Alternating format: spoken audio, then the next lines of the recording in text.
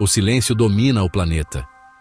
As cidades que um dia pulsaram com bilhões de vozes agora são apenas ruínas cobertas por poeira e lembranças.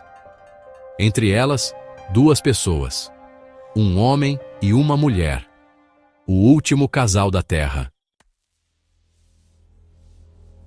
Não há exércitos, religiões, fronteiras ou governos. Apenas a vida tentando resistir mais uma vez. A pergunta que surge é inevitável. Seria possível, a partir de apenas dois seres humanos, reconstruir toda a espécie? Do ponto de vista biológico, a resposta começa no código mais íntimo do ser humano, o DNA. Cada pessoa carrega cerca de 20.000 genes e cada gene possui variações, chamadas de alelos, que são o que tornam cada indivíduo único.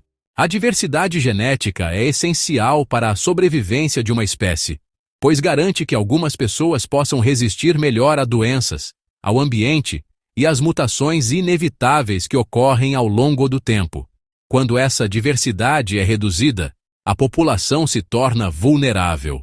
E com apenas dois indivíduos, o que se teria é praticamente uma cópia genética repetida em gerações futuras.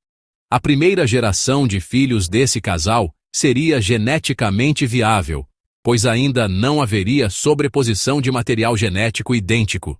Mas a partir da segunda geração, quando irmãos precisassem se reproduzir entre si, o problema começaria. O cruzamento entre parentes próximos aumenta drasticamente as chances de doenças genéticas recessivas se manifestarem. Isso ocorre porque genes defeituosos, que normalmente ficariam escondidos quando combinados com versões saudáveis, passam a se encontrar nas duas cópias herdadas, revelando mutações potencialmente fatais. Estudos de genética populacional indicam que, para uma espécie manter-se saudável a longo prazo, é necessário um número mínimo de indivíduos fundadores, conhecido como tamanho efetivo populacional. No caso dos humanos, esse número gira em torno de algumas centenas de indivíduos.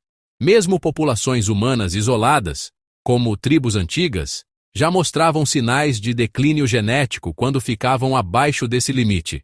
Assim, do ponto de vista puramente biológico, dois humanos não seriam suficientes para repovoar a Terra sem graves consequências genéticas. Mas e se considerarmos o tempo como aliado?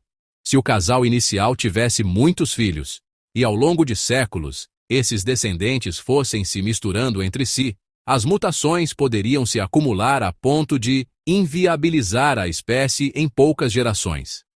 Em populações pequenas e endogâmicas, ou seja, que se reproduzem dentro de um mesmo grupo, a taxa de doenças hereditárias sobe exponencialmente.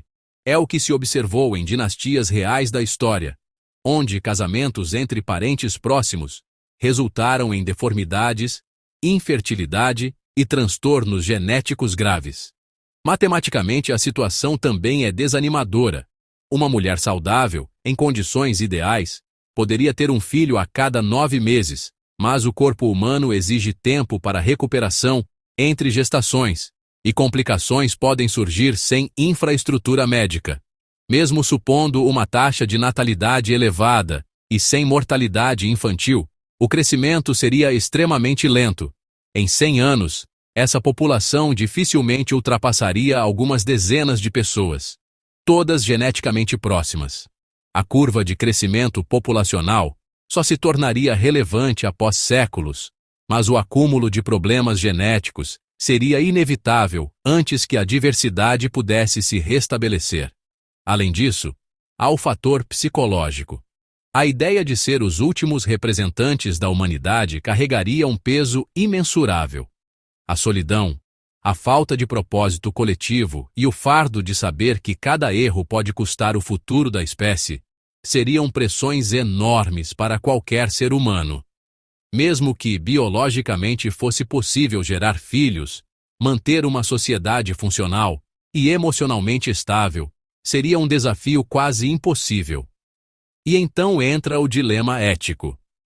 Para acelerar a reprodução, inevitavelmente surgiria a necessidade de relações entre parentes, pai e filhas, irmãos entre si. Do ponto de vista biológico, isso é tecnicamente possível. Mas, moralmente, é um terreno proibido. A ética humana, moldada por milênios de cultura, religião e filosofia, rejeita a consanguinidade não apenas por motivos genéticos, mas porque fere princípios fundamentais de dignidade e autonomia. Ainda que a extinção da espécie estivesse em jogo, o dilema moral permaneceria. Até onde o ser humano estaria disposto a ir para garantir sua própria continuidade? Filosoficamente, essa questão vai além da biologia. A reprodução entre familiares não seria apenas uma escolha física, mas um colapso do conceito de civilização. A ética existe justamente para definir limites, e ultrapassá-los em nome da sobrevivência poderia significar perder aquilo que nos torna humanos. Mesmo que, teoricamente, o repovoamento pudesse começar, a humanidade que surgisse dali seria geneticamente frágil e moralmente distorcida. E mesmo supondo que esses 2 sobreviventes conseguissem gerar filhos e criar uma comunidade, outros desafios surgiriam rapidamente. Como educar tantas crianças sem escolas, sem livros, sem linguagens formalizadas? Como reconstruir o conhecimento acumulado por milênios, se quase tudo se perdeu? Em poucas gerações, o domínio da escrita, da ciência e da tecnologia desapareceria. O saber humano se tornaria lenda, e a nova civilização recomeçaria praticamente do zero. Além disso, a geografia se tornaria um inimigo. Espalhar os descendentes para garantir sobrevivência seria crucial, mas a falta de recursos e de comunicação isolaria grupos, criando dialetos, culturas e crenças distintas. Com o tempo, essas diferenças poderiam gerar conflitos, guerras, disputas por território, por alimento, por poder. O mesmo ciclo que moldou a história humana se repetiria, mas em escala muito mais primitiva e vulnerável. Mesmo o conceito de linguagem mudaria. As palavras que usamos hoje desapareceriam, substituídas por novas expressões nascidas de pequenas variações locais. Em poucas centenas de anos, os descendentes desses 2 sobreviventes talvez não reconhecessem mais o idioma original. A cultura humana seria reescrita, mas sem memória, sem registros, sem base científica. Outro obstáculo inevitável seria a natureza. Sem infraestrutura, a medicina moderna desapareceria rapidamente. Epidemias, acidentes e partos complicados voltariam a ser causas comuns de morte. A expectativa de vida cairia drasticamente. A reconstrução da civilização dependeria não apenas da biologia, mas da capacidade de armazenar e transmitir conhecimento. E com apenas 2 pessoas, essa tarefa seria humanamente impossível. No entanto, há um ponto simbólico nesse cenário: a persistência da vida. Mesmo que cientificamente inviável, a simples ideia de um casal tentando recomeçar o mundo é um reflexo do instinto humano de continuar. A humanidade sempre buscou formas de resistir à extinção, seja pela ciência, pela fé ou pela esperança.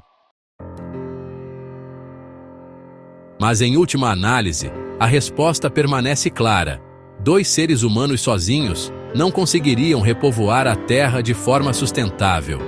O custo genético, ético e civilizacional seria alto demais.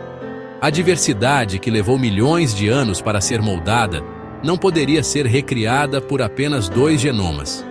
A humanidade não se define apenas pela existência física de corpos vivos, mas pela complexidade das ideias, pela cultura e pela coletividade. Se um dia a Terra fosse reduzida a apenas um homem e uma mulher, talvez o que restaria não fosse a chance de recomeçar, mas a lembrança de tudo o que a humanidade já foi. Um lembrete silencioso de que o verdadeiro milagre da espécie humana nunca esteve em sobreviver sozinho, mas em existir juntos.